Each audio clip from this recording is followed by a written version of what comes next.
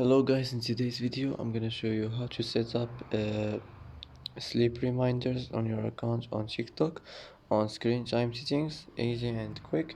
First click on your profile, click on these three lines here.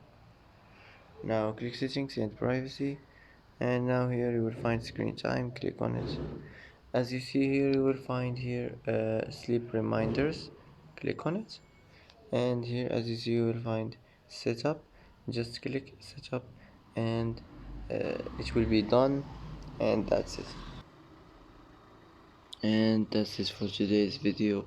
If you like this video, don't forget to like and don't forget to subscribe, and I hope this video is helpful for you, and thanks for watching till the end, and see you in the next video.